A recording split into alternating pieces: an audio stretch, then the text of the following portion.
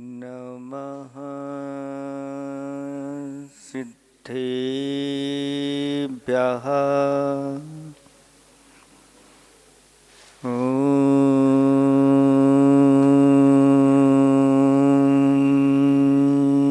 नमः सिद्धेभ्यः।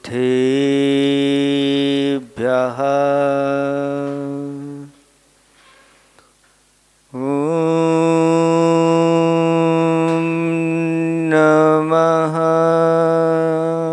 सिद्धेभ्यः।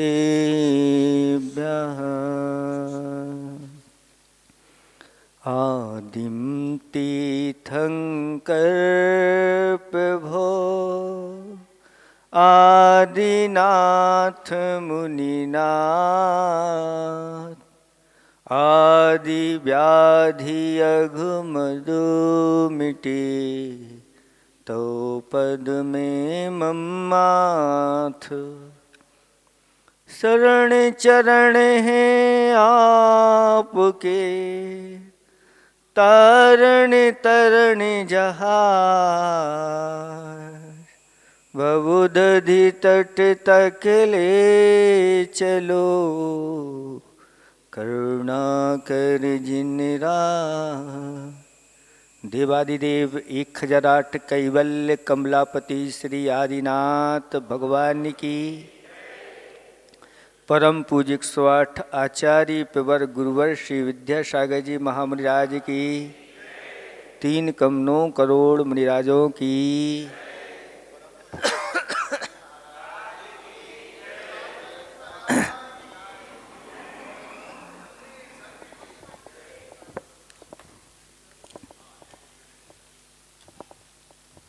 धर्म स्नेही भव्यात्माओं, ये ध्यान केंद्र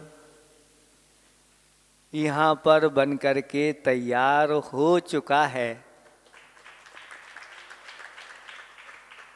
और इसका प्रारंभ मुनिराज के मंगलाचरण से ये मंगलकारी हो गया। प्रथम बार ये सुअवसर आप लोगों को मिलने जा रहा है। जब से आचार्य भगवंत ने यहाँ पर शिलान्यास उनके चरण सानिध्य में हुआ और निरंतर आप लोगों को ये मौके बार बार मिलते चले जा रहे हैं। और ऐसे मौके जीवन में कितनी बार मिलना है इसका कोई अंदाजा नहीं लगा सकते। अभी एक ग्रंथ पढ़ रहे थे, अमृता सीति योगेंदु देव का लिखा हुआ है और उसमें श्लोक आया और श्लोक के अंत में पंक्ति आई, पुण्यैर बिना नहि भवन्ति समीहितार्था। ऐसे करके उन्होंने 3 श्लोक लिखे और तीनों में ही अंत में यही पंक्ति उन्होंने लिखी। यह संसारी प्राणी सुबह से उठ करके क्या करता है तो अर्थ के उपार्जन के लिए अपनी बुद्धि लगाता है। उससे पूछा गया कि अर्थ के उपार्जन से क्या होगा तो वह कहता है अर्थ के उपार्जन से सुख होगा। सुख की प्राप्ति के लिए ये कर रहे हैं। तो आचार्य भगवंत कहते हैं कि अगर सुख चाहते हो तो आप पुण्य के कार्य करियो, क्योंकि पुण्य बिना नहीं भवन्ति समीहितार्था। पुण्य के बिना समीहित इच्छित कार्यों की सिद्धि नहीं होती है। क्योंकि संसार में देखे जाते हैं बहुत सारे लोग खेती करते हैं, बहुत सारे लोग पशुपालन आदि करते हैं, बहुत सारे लोग व्यापार करते हैं और कुछ लोग नौकरी भी करते हैं। लेकिन उसमें कुछ लोग तो बहुत धनाढ्य हो जाते हैं, कुछ लोग मध्यम रहते हैं और कुछ लोग उनके हाथ में कुछ नहीं लगता, गांठ का ओर चला देते हैं। अगर कोई कहे कि भाई पुरुषार्थ से ही हम सब कुछ कर सकते हैं, तो आचार्य भगवंतों ने कहा कि पुरुषार्थ तो करना चाहिए, लेकिन पुरुषार्थ से ही सब कुछ हो जाए ऐसा नहीं है, अपना पुण्य भी चाहिए। एक किसान खेती करता है,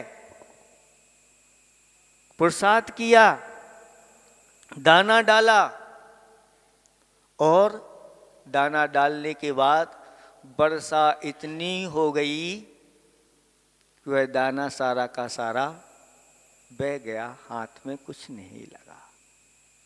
दाना डालने के बाद भी खेती ऊपर लहलहा करके आ गई,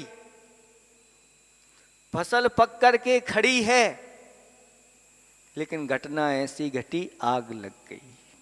कहाँ तक पूरी फसल आ गई थी, इतना पुरुषार्थ सब कुछ किया, आग लग गई, हाथ में कुछ भी नहीं आया, रोना ही लगा, जो लगा था वो भी गांठ का चला गया। ऐसा क्यों होता है? तो आचार्य भगवंत कहते हैं इसके लिए भीतर उपादान शक्ति पुण्य की भी चाहिए और वह पुण्य बिना धर्म के प्राप्त नहीं होता। इसलिए हे बब्बात्माओं, धर्म क्रियाओं में निरंतर अपना योगदान दो, अपना आचरण करो, तो आपका पुरुषार्थ सफल हो जाएगा।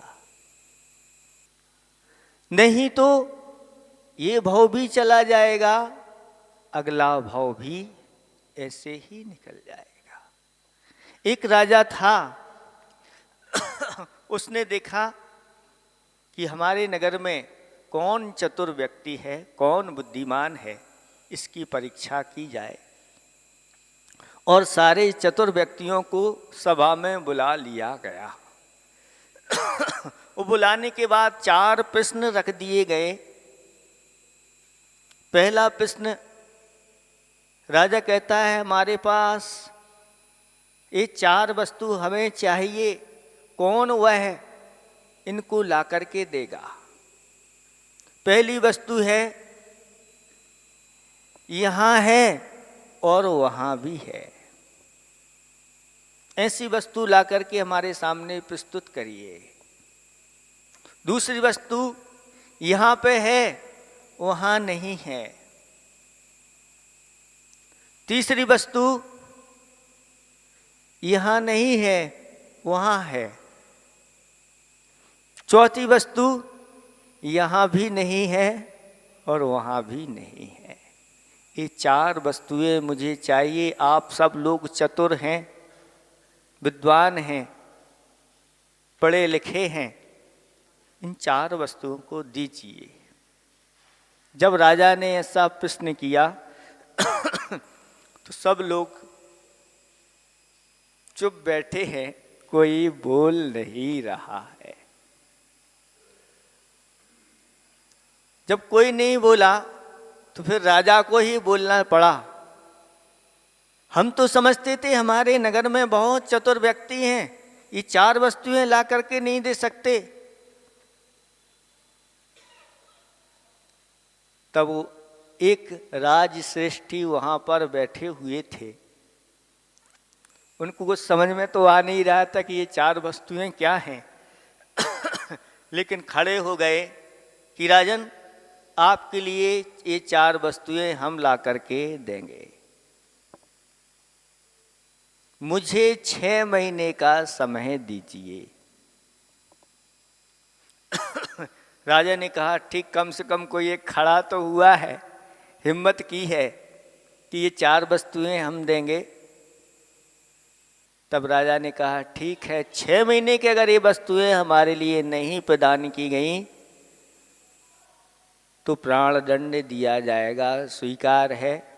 सेठ कहता है स्वीकार, अब खड़े हो गए हैं, अब जो होगा सो देखा जाएगा। प्राण सभी को प्यारे होते हैं, और जब राजा ने कहा कि प्राण दंड दिया जाएगा तो वह सेठ इन 4 वस्तुओं की खोज में निरंतर लग गया। खोज रहा है लेकिन कहीं उसको ये चीज़ें मिल नहीं रही हैं। ग्रंथ में भी खोज रहा है कि कहीं तो मिल जाए, लेकिन नहीं मिल रही है। इसलिए सेठ जी को बहुत चिंता हो गई। और जब चिंता आ जाती है तो फिर क्या चली जाती है? नींद चली जाती है, निद्रा चली जाती है, और भूख भी कम लगने लगती है। 3 वस्तुएं हैं, ऐसी वस्तुएं हैं कि 3 में से अगर एक आ जाए तो 2 चली जाती है। वो कौन सी हैं? निद्रा, क्षुधा और चिंता। निद्रा, क्षुधा और चिंता, इन 3 में से कोई अगर एक आ गई तो 2 चली जाती है। जिस समय क्षुधा, भूख लगी है, भोजन कर रहे हैं, उस समय निद्रा आती है।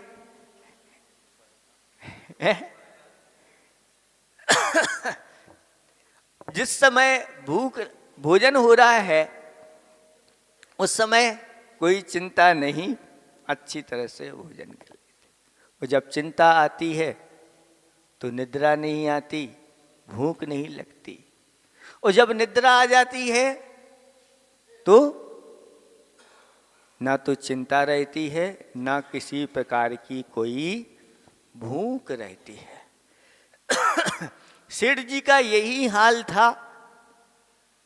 वस्तुएं उनको मिल नहीं रही थीं, इस कारण से उनको चिंता के साथ साथ निद्रा भी नहीं आ पा रही थी, और साथ साथ में उनकी क्षुधा भी कम हो गई थी। सेठा जी ने पूछा कि आपकी ऐसी दशा क्यों हो रही है? जब लगभग 6 महीने पूर्ण होने को तो 4 दिन बाकी बचे हुए थे। सेठानी ने आकर पूछ लिया कि इतनी इस प्रकार की आपकी दशा क्यों हो रही है, क्या कारण है, मुझे तो बताओ। तब सेठ जी ने पूछा इनको क्या बताएं? ये सामान्य प्रश्न नहीं है, बहुत कठिन प्रश्न है। फिर भी अंदर से आवाज आई कि बता देना चाहिए। और जैसे ही सेठानी को बताया, सेठानी कहती हैं ये 4 वस्तुएं तो मेरे पास पहले से रखी हुई हैं, आपने पहले क्यों नहीं बताया? इतनी चिंता करने की क्या आवश्यकता थी? जाओ राजा से कह देना ये 4 वस्तुएं हमारी सेठानी जी के पास रखी हुई है। और पहुंच गया राजा 6 महीने राजा के पास सेठ जी 6 महीने पूर्ण होते हुए। और राजा कहता है क्यों सेठ जी, वह 4 वस्तुएं ले आए? तो सेठ जी कहते हैं ये चारों वस्तुएं हमारी सेठानी जी के पास रखी हैं, आप मंगा लीजिए। राजा ने बड़े सम्मान के साथ रथ भेजा, सेवक भेजे, और बड़े सम्मान के साथ सेठानी जी को वहाँ पर लाया गया। सेठानी जी अपने साथ 3 वस्तुएं लाईं। उसमें एक ब्रह्मचारी जी थे, एक वेश्या थी और एक भिखारी था। इन 3 लोगों को लाके सामने खड़ा कर दिया। राजा पूछते हैं क्यों वस्तुएं ले आए? हाँ, ये वस्तुएं आपके सामने हैं। ये तो तीनों वस्तुएं, चौथी वस्तु कहाँ है? चौथी वस्तु हमारे सेठ जी है। राजा ने पूछा इसको आप प्रस्तुत करिए। तो सबसे पहले सेठ जी को ही प्रस्तुत कर दिया, ये सेठ जी हैं, ये सेठ जी यहाँ हैं और वहाँ भी हैं। इन सेठ जी के पास अपार संपदा है, सुख समृद्धि की कोई कमी नहीं है,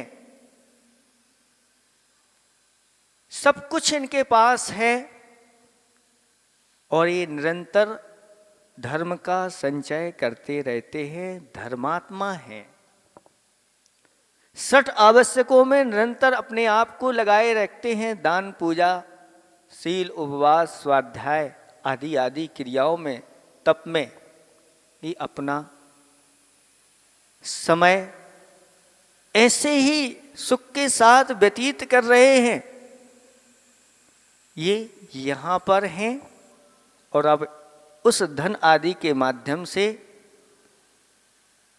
धर्म का संपादन करते हुए, पुण्य का संचय करते हुए ये आगे के भवों में जाकर के, स्वर्गों में जाकर इंद्र आदि पदों को प्राप्त होंगे और वहाँ से आएंगे तो फिर यहाँ पर फिर वह उनके लिए सामग्री प्राप्त होगी।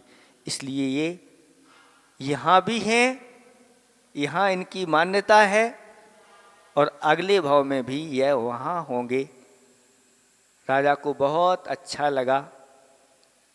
दूसरा, एक वेश्या को सामने खड़ा कर दिया और कहा, राजन इसके पास अपार संपदा है, ये सुखी है, इतनी संपदा इसके पास है, आपके खजाने को भी खरीद सकती है।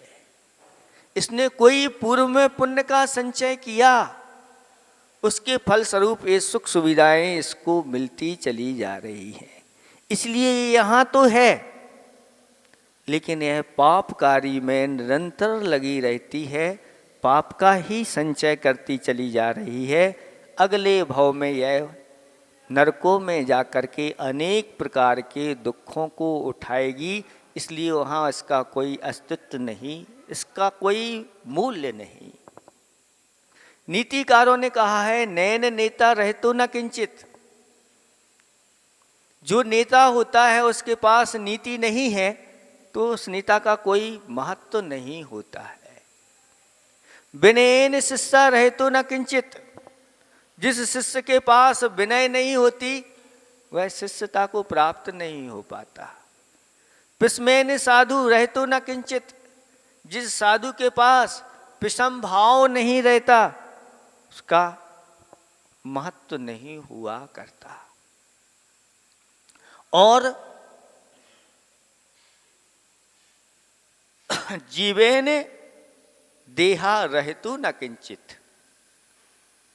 जिस देह में जीव नहीं रहता उसका कोई मूल्य नहीं होता, शून्य, कुछ भी नहीं।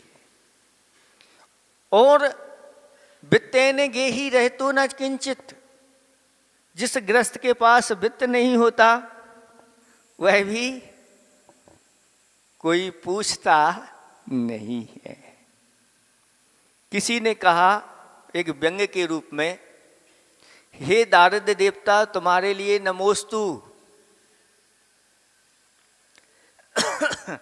एक दरिद्र व्यक्ति कहता है, हे दारिद्र्य देवता तुम हमारे यहाँ आ गए हो, तुम्हारे लिए नमोस्तु, नमस्कार हो।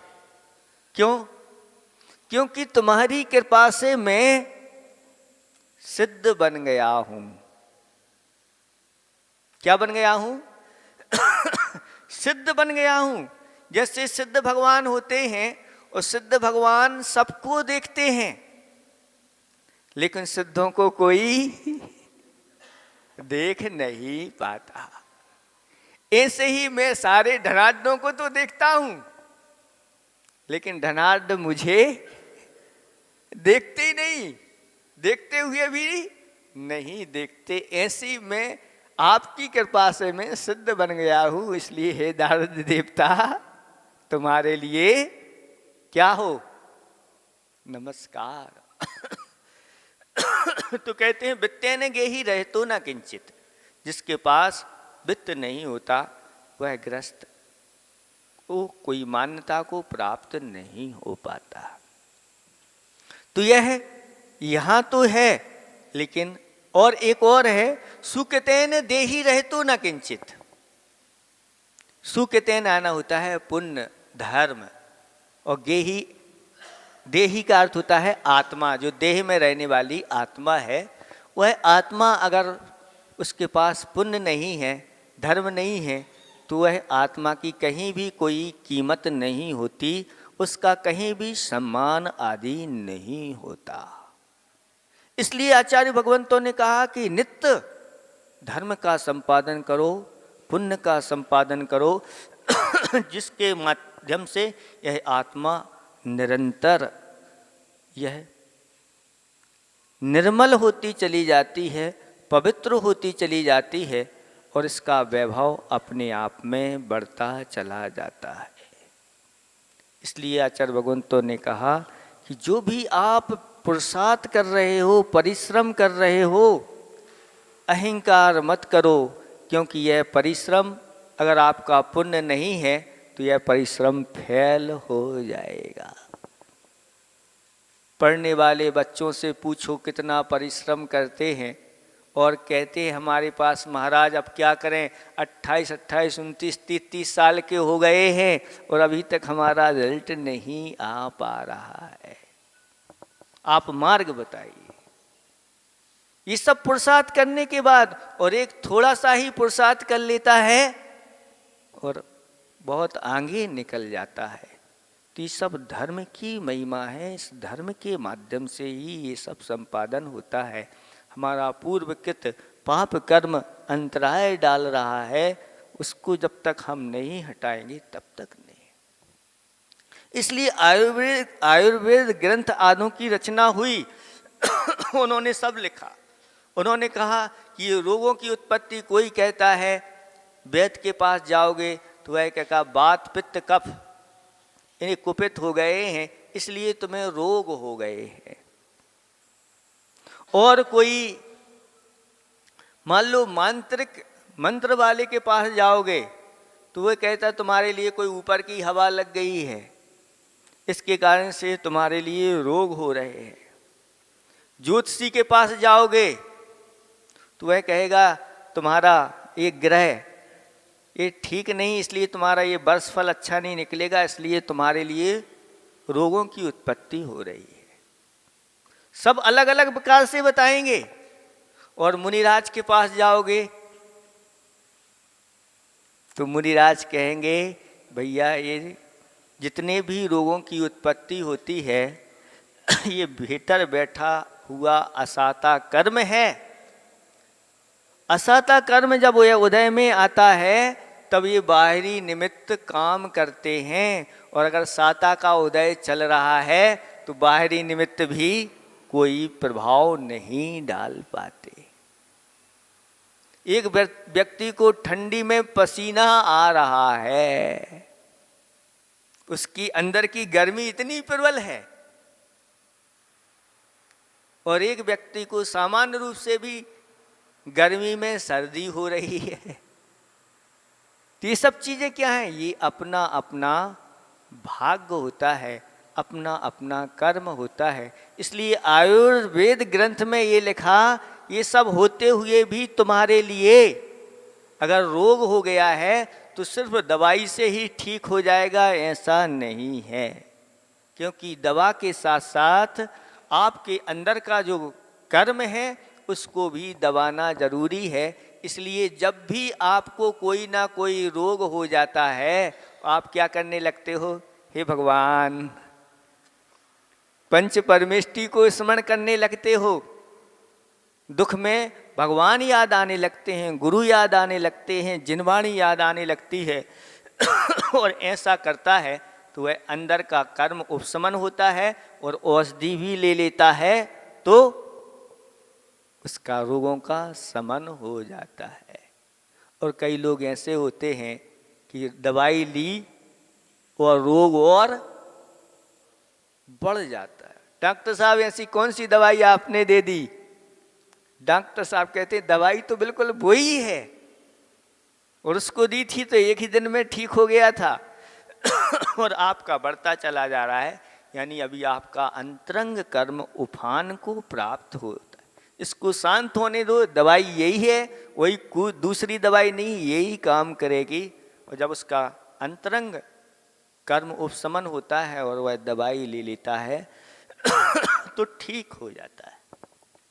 इसलिए आचार्य भगवंतों ने कहा निरंतर अपने इस आत्मा को, देही को पुण्य के माध्यम से आप प्रबल करते चले जाओ। जिसके जीवन में ऐसा धर्म और पुण्य नहीं होता उसका जीवन फिर कहीं भी मान्यता को प्राप्त नहीं होता, कोई उसको पूछता नहीं और आगे जाकर के दुर्गतियों का पात्र हो जाता है। तो ये वेश्या है। और तीसरे नंबर का फिर एक ब्रह्मचारी जी को सामने रख दिया। ये ब्रह्मचारी जी हैं, ब्रह्मचर्य का पालन कर रहे हैं। अब ना इनके पास कुछ है, ना कोई खाने की वस्तु इनके पास है, ना कुछ। किसी ने अगर बुला लिया, निमंत्रण कर दिया तो भोजन पान हो जाते हैं, नहीं तो नहीं। लेकिन जी अपने जीवन में ब्रह्मचर्य का पालन कर रहे हैं, व्रतों का पालन कर रहे हैं, संयम के साथ रह रहे हैं, इंद्रियों का विजय कर रहे हैं, तो ये यहाँ पर अभी कुछ नहीं दिख रहे हैं आपको, लेकिन ये आगे है, यानी आगे इनको सब सुख मिलने वाले हैं। दिखते नहीं, लोग कहते भैया दिख ही नहीं रहे, अभी छोड़ करके और आगे के लिए अपन इंतजार करो, क्या पता क्या मिलेंगे कि नहीं मिलेंगे, इसलिए अभी सब कुछ छोड़ दो और आगे के लिए अपन करो। तो विश्वास करना, कहते हैं शक की कोई दवा नहीं होती और विश्वास से बढ़कर कोई चीज नहीं होती। विश्वासम परमम मंत्रम, विश्वास परम मंत्र है। और यह अंदर से बैठ जाता है तभी चक्रवर्ती अपने पूरे के पूरे साम्राज्य को छोड़ करके वन को चला जाता है। अगर विश्वास नहीं होता तो देख लो दो चक्रवर्तियों की दशा क्या हुई है। एक शुभोम चक्रवर्ती और एक ब्रह्मदत्त चक्रवर्ती छोड़ नहीं पाए अपने वैभव को और उस वैभव के साथ मरण को प्राप्त हो गए और जाकर के सप्तम नरक में वह वहीं पर अब 33 सागर तक निकालने वाला कोई नहीं है। वह कर्म तब तक उनको रोक करके रखेगा। इसलिए ये यहाँ पर नहीं है लेकिन वहाँ है। और चौथे नंबर का एक दरिद्री व्यक्ति जो भिखारी था उसको सामने खड़ा कर दिया। ये भिखारी है, नित्य भीख मांगता रहता है और भीख मांग करके पाप का पोषण करता है। यहाँ पर कुछ नहीं है, इसकी कोई मान्यता नहीं है और निरंतर आर्त ध्यान रौद्र ध्यान में यह डूबा रहता है, पाप का संचय करता रहता है। यह आगे भी कुछ भी नहीं है। ये चार उदाहरण के रूप में ये चार वस्तुएं हैं। राजा को बहुत अच्छी ये वस्तुएं पसंद आईं और सेठानी जी का सम्मान किया वस्त्र आभूषणों के माध्यम से और कहा कि हमारे राज्य में ये पुरुष लोग तो चतुर नहीं निकल पाए, लेकिन एक महिला ने इस प्रकार की प्रस्तुति कर दी और महिला जगत की प्रसिद्धि को बढ़ा दिया, मान को बढ़ा दिया। ये है आचार्य भगवंतों ने कहा कि जो पुरुष विद्वान होते हैं, शास्त्रों का निरंतर अध्ययन करते रहते हैं, उनके पास इस प्रकार की चतुराई आ जाती है। और जो महिलाएं इस प्रकार से शास्त्र का ज्ञान रखने वाली होती हैं, विदुषी होती हैं, उनके पास इस प्रकार के प्रश्नों के उत्तर देने की क्षमता आ जाती है। ये चार और कुछ नहीं, हमारे आचार्य भगवंतों ने पुण्यानुबंधी पुण्य कहा और एक होता है पुण्यानुबंधी पाप होता है, एक पापानुबंधी पुण्य होता है और एक पापानुबंधी पाप होता है। पुण्यानुबंधी तो पुण्य ये कहलाता है कि पुण्य के उदय से हमें सब कुछ मिला हुआ है, इसमें हमें गाफिल नहीं होना है और इस पुण्य को निरंतर बढ़ाते चले जाना है। और ये पुण्यानुबंधी पुण्य कहलाता है। ऐसे ही पुण्यानुबंधी पुण्य के लिए आचार्य भगवंतों ने आप लोगों के लिए, ये भोपाल नगरी वालों के लिए आपको ये चीज़ प्रदान की है कि जिसके माध्यम से आपका निरंतर बढ़ता चला जा रहा है। पहले क्या था भोपाल में?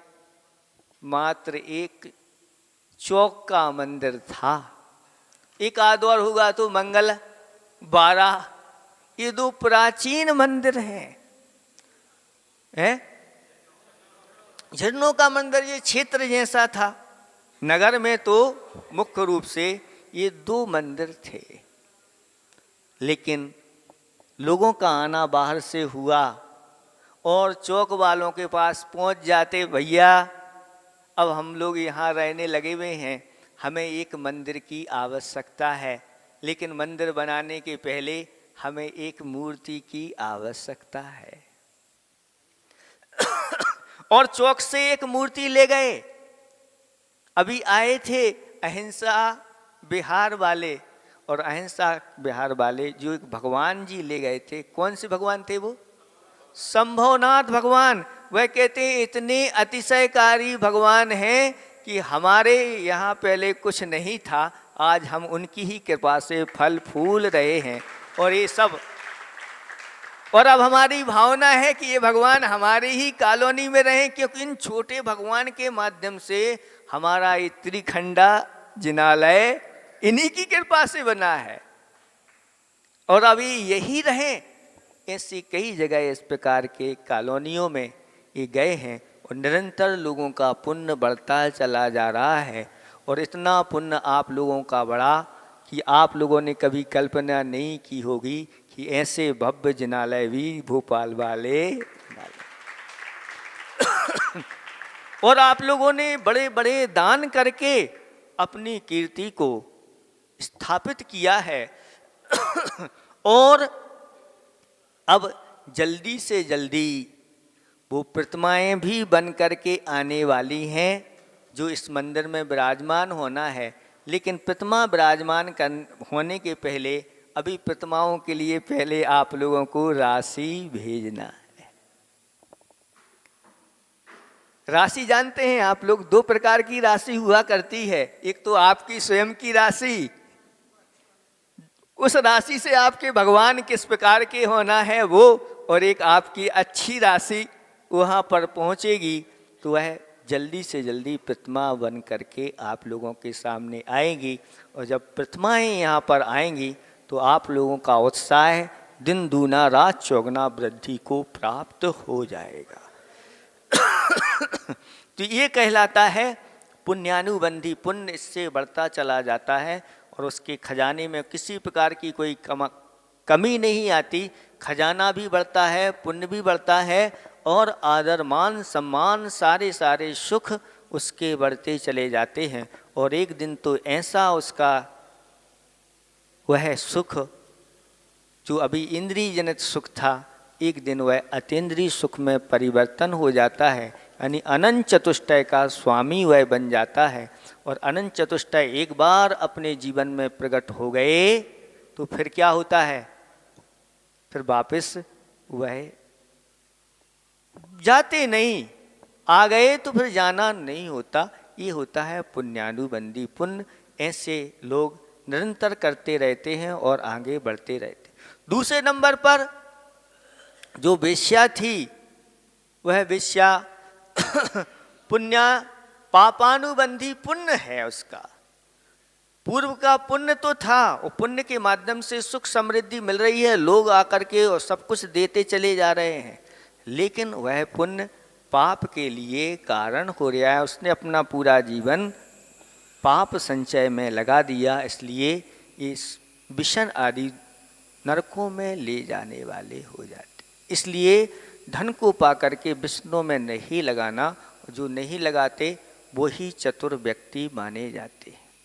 तीसरे नंबर के ब्रह्मचारी जी हैं, पूर्व का पुण्य नहीं था, कोई बात नहीं, लेकिन अब वर्तमान में धर्म का संपादन कर रहे हैं, पुण्य का संपादन कर रहे हैं, अच्छे अच्छे कार्य कर रहे हैं, व्रत कर रहे हैं आदि आदि। और आप लोगों को भी अगर धर्म मार्ग में लगा रहे हैं तो ये आगे जा कर के सारे सभी प्रकार के सुखों को प्राप्त हो।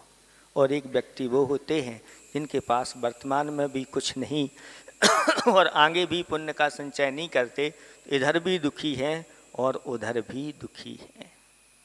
इसलिए आचार्य भगवंतों ने बार बार प्रेरणा आप लोगों के लिए दी। अध्यात्म ग्रंथ है अमृतासिति, लेकिन अध्यात्म ग्रंथ होने के पहले भी इन्होंने 2-3 श्लोकों के माध्यम से इस प्रकार का उपदेश आप लोगों के लिए दिया है। इसलिए आप पुरुषार्थ में अभिमान नहीं करो, साथ साथ में आपका भाग्य भी उसके लिए चाहिए। समय सार ग्रंथ में सोना बनाने की विधि लिखी है। नाग फणिये मूलम, नाग फणी का मूल चाहिए, हथनी का मूत्र आदि अनेक प्रकार की उसमें सामग्री लिखी हुई है। ये आप इस प्रकार से तैयार करिए तो आपको सोना प्राप्त हो जाएगा।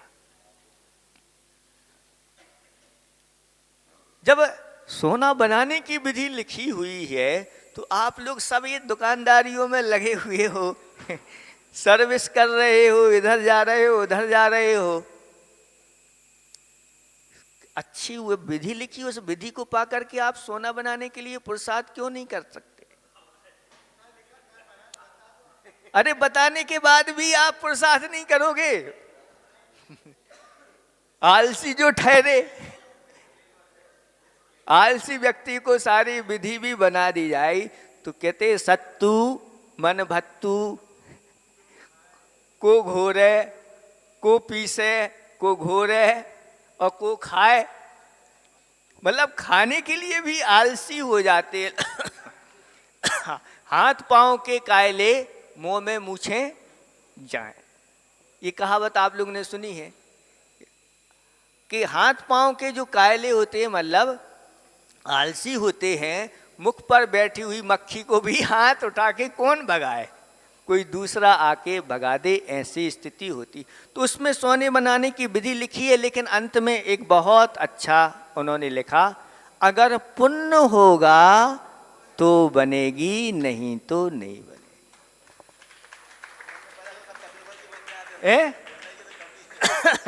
पुण्य की कमी होने के कारण से नहीं बन पाती, इसलिए पुण्य का संचय निरंतर आप लोग करते चले जाना चाहिए। आज का दिन फिर आपके लिए ऐसे ही पुण्य का संचय कराने के लिए आ गया है। और एक बहुत बड़ी ये लोग इन्होंने क्या मंगवाई है, जो अब पूरे के पूरे लोग मिलकर के भी उसको नहीं रखते। एक बड़ा भीम आया है। जो भीम होता है, भीम बड़ी बड़ी शिलाओं को उठा करके रख देता है। ऐसे ही एक भीम आया है और वो बड़ी बड़ी आपकी भीम को उठा करके रखने वाला है। और कहते हैं कि वो तो आया ही है, लेकिन अगर हम लोग भी अगर उदार बन जाएं, भीम बन जाएं, तो यह भीम ऐसी रखी जाएगी, अगले भाव में भीम जैसे ही शक्ति आप लोगों को मिलेगी। जो भीम ने अंत समय में अपने कर्मों का क्षय करके सिद्धि को प्राप्त कर लिया है, ऐसा सुअवसर फिर पुनः आप लोगों को मिल रहा है। ये मिलता ही रहेगा, आप लोग इसका अवसर का लाभ उठाते रहें। समय आपका हो गया है, इतना ही हम पर्याप्त समझते हैं कि आचार्य भगवंत कहते हैं पुरुषार्थ के साथ साथ अपन के लिए अपने भाग्य को भी प्रबल करते चले जाना है, तो हमारा वह पुरुषार्थ सार्थक होगा। आप सब लोगों का पुरुषार्थ सार्थक हो। इन्हीं भावना के साथ अहिंसा परमो धर्म की